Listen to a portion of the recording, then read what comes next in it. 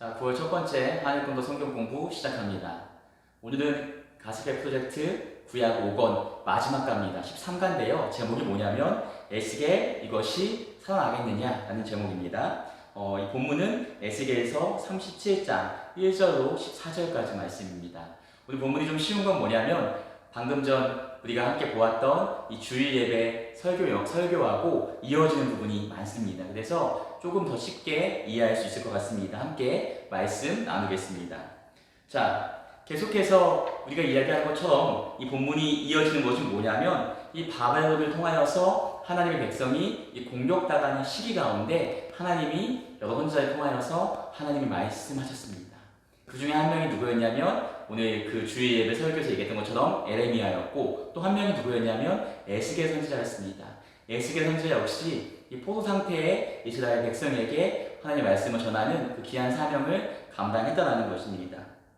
바벨론은 성전을 파괴하고 유대인들을 포로로 잡아갔습니다. 집이 사라지고 성전이 사라지고 제사장이 사라지고 왕조도 사라졌습니다. 모든 것이 사라진 시기 가운데 하나님께서 에스겔 선지자를 통하여서 예언하게 하셨다는 것입니다. 그 당시 에스겔은 30살이었고 백성들과 함께 이 바벨론으로 추방된 지 5년밖에 안 되었을 때였습니다. 그 에스겔 37장에 기록된 환상을 보면 당시 유다 백성들의 상태에 대해서 잘 알 수 있습니다.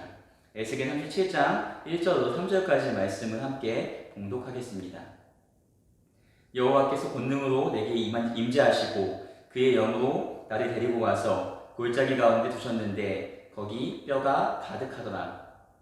나를 그 뼈 사방으로 지나가게 하시기로 본즉 그 골짜기 지면에 뼈가 심이 많고 아주 말랐더라.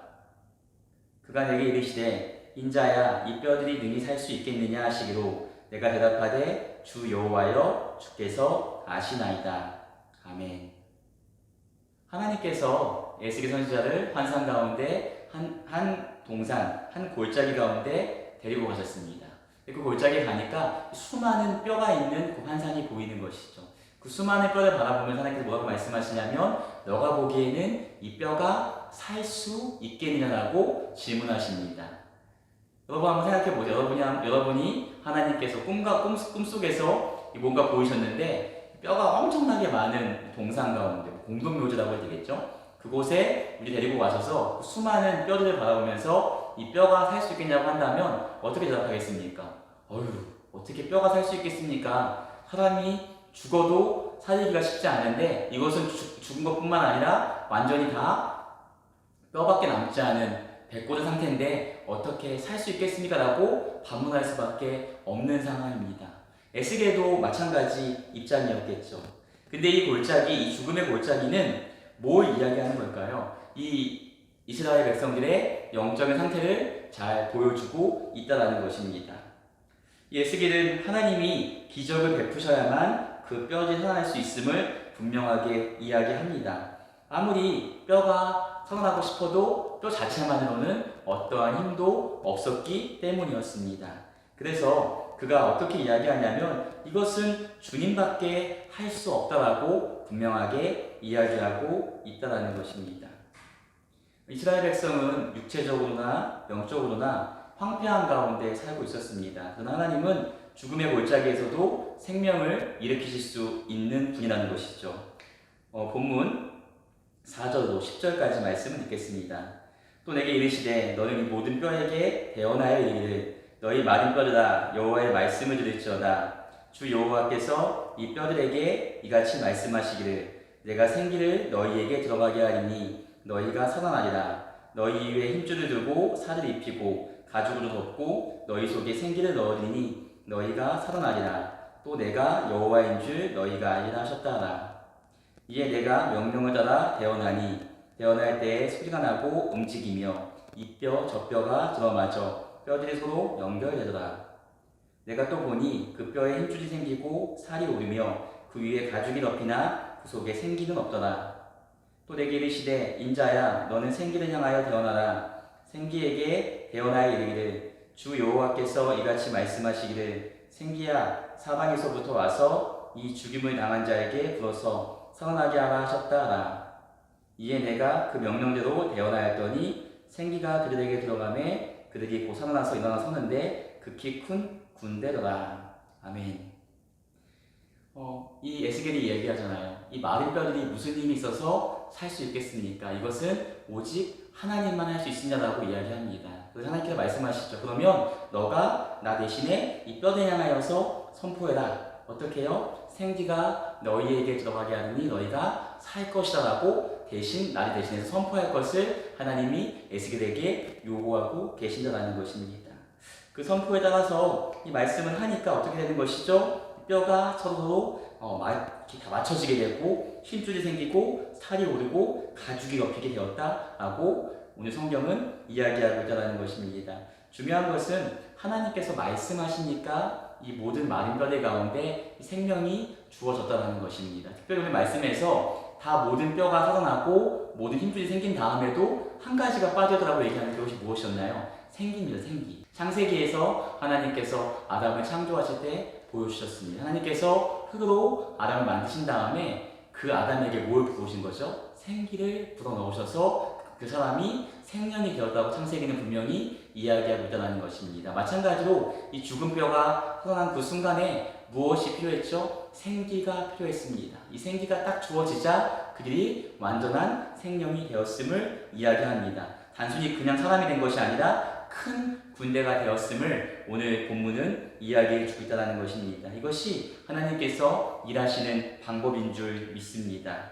오늘 이 말씀을 통하여서 하나님의 말씀이 생명을 회복시키는 능력이 있음을 기억해야 됩니다. 하나님의 말씀은 우리를 일으키는 말씀입니다. 우리가 마른 뼈와 같이 지쳐있고 힘들어있고 넘어져 있는 그 순간에도 하나님의 말씀이 우리에게 선포된다고 한다면 우리가 살아나게 될 줄 믿습니다. 오늘 이 말씀을 기억하며 말씀 안에 평안 누리시는 모두 되기를 축복합니다. 자, 그렇다고 한다면 이 군대가 된 하나님의 백성들, 이 장관이잖아요. 얼마나 멋있습니까? 이전까지는 황량한 죽음의 골짜기였어요. 가니까 공동묘지보다 더 심한 거죠. 마른 뼈만 가득했던 골짜기였는데 하나님께서 말씀만 하시니까 그 모든 뼈가 일어나서 다 살아나서 뭐가 된 거죠? 군대가 되었음을 이야기합니다. 이 모든 것을 환상으로 보고 있는 에스겔의 마음이 얼마나 가슴에 벅찼겠습니까? 얼마나 기쁘고 즐거웠겠습니까? 또 선지자의 마음 가운데 어떤 마음이 있었겠습니까? 지금 바벨론에 끌려와서 포로 상태에 있는 이 이스라엘 백성의 영적인 상태가 마른 뼈와 같지만 하나님께서 이들에게 말씀만 하시면 이들도 살 수 있구나라고 하는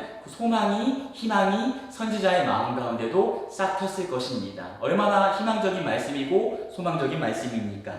자, 계속해서 말씀 읽어보겠습니다. 에스겔에서 37장 11절로 14절까지 말씀입니다. 또 내게 이르시되 인자야 이 뼈들은 이스라엘 온 족속이라. 그들이 이르기를 우리의 뼈들이 말랐고 우리의 소망이 없어졌으니 우리는 다 멸절되었다 하느니라. 그러므로 너는 대언하여 그들에게 이르기를 주 여호와께서 이같이 말씀하시기를 내 백성들아 내가 너희 무덤을 열고 너희로 거기에서 나오게 하고 이스라엘 땅으로 들어가게 하리라. 내 백성들아 내가 너희 무덤을 열고 너희로 거기에서 나오게 한즉 너희는 내가 여호와인 줄 알리라. 내가 또 내 영을 너희 속에 두어 너희가 살아나게 하고 내가 또 너희를 너희 고국 땅에 두리니 나 여호와가 이 일을 말하고 이룬 줄을 너희가 알리라. 여호와의 말씀입니다. 아멘. 자, 하나님께서 뭐라고 말씀하십니까? 자, 너희가 곧 마른 뼈다. 이스라엘 백성들 너희가 이 에스겔 환상에 있는 것처럼 마른 뼈인데 너희 같은 마른 뼈를 어떻게 한다? 내가 회복할 것이다. 이 마른 뼈가 살아난 것처럼 내가 너희를 이 바벨론 포로에 있는 어려운 가운데 있는 너희를 회복할 것이라고 분명하게 말씀하고 계십니다. 절망 가운데 좌절 가운데 있는 유다 백성에게 이보다 더 좋은 말씀, 이보다 더 좋은 복음은 없었을 것입니다. 하나님은 이스라엘 백성을 잊지 않으셨습니다. 하나님은 이스라엘 백성을 놓지 않으셨습니다. 하나님의 회복의 복음은 분명히 성취되었습니다. 이스라엘 백성이 어려운 가운데 있지만 하나님의 회복의 말씀을 붙들고 나아간다면 하나님께서 이루시는 그 일을 보게 될 줄 믿습니다. 마찬가지로 우리도 어려운 가운데 있습니다. 코로나19라고 하는 감당하기 힘든 어려운 가운데 주신 하나님의 말씀이 오늘 이 말씀인 줄 믿습니다. 우리도 극복하기 힘든 어려운 가운데 분명히 있지만 이 어려운 땅 가운데 있는 우리 가운데 하나님의 이 말씀이 희망이 되는 줄 믿습니다. 지금은 마른 뼈와 같이 우리 모두가 우리의 영혼도 우리의 신앙도 다 땅에 떨어져 있고 또 여러 가지 삶도 힘들고 국가적인 어려움도 있지만 하나님께서 이스라엘 백성에게 말씀한 것처럼 우리도 마른 뼈와 같은 우리도 살아나게 될 줄 믿습니다. 이 말씀을 붙들고 승리하게 되기를 주님의 이름으로 축복합니다. 함께 오늘 이 말씀을 통하여서 나눌 질문을 두 가지로만 함께 나눠보겠습니다. 자, 첫 번째 질문입니다.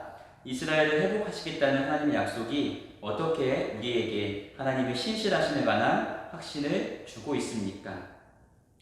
하나님의 약속이 오늘 우리에게 어떤 의미가 있는지에 대해서 함께 나눌 수 있는 시간이 되었으면 좋겠습니다. 자, 두 번째 질문입니다. 하나님이 우리가 영적으로 죽었을 때조차 그분만이 주실 수 있는 생명을 주시기 위해 우리를 찾으신다는 사실은 우리에게 어떤 위로가 됩니까? 하나님께서 우리를 포기하지 않으신다는 것이 우리에게 어떤 위로가 되는지에 대해서 함께 나눌 수 있는 귀한 시간 되었으면 좋겠습니다. 자, 오늘로써 가스펠 프로젝트 구약 5권이 다 끝나게 되었습니다. 여러분과 함께 선생님들이 매주 말씀을 나누고 끝냈으면 참 좋았을 텐데 어려운 상황 가운데 영상으로 함께 공부하였습니다. 그러나 여러분들 기억할 것은 지금 영상으로 예배하고 성경 공부하지만 끝까지 하나님의 말씀을 붙들어야 될 줄 믿습니다. 하나님의 말씀이 이 어려운 가운데 우리를 이기게 하시는 희망의 복음인 줄 믿습니다. 함께 기도하겠습니다. 사랑이 많으시고 좋으신 아버지 하나님, 우리가 어려운 가운데 있습니다. 이스라엘 백성이 바벨론 포로 가운데 마른 뼈와 같은 상황이었지만 그런 그들의 회복을 말씀하신 하나님 아버지, 코로나19 상황 가운데 어려운 가운데 있는 저에게 주어지는 말씀임을 기억하며 우리가 마른 뼈와 같은 어려운 상황 가운데 있지만 우리를 살리시는 하나님의 그 생기가 우리의 삶 가운데 또 이 나라 이 민족 가운데 임하게 될 줄 믿습니다. 하나님의 그네를 기억하며 나아가오니 하나님의 생기를 이 땅 가운데 부어 주시옵소서. 예수님의 이름으로 기도했습니다. 아멘.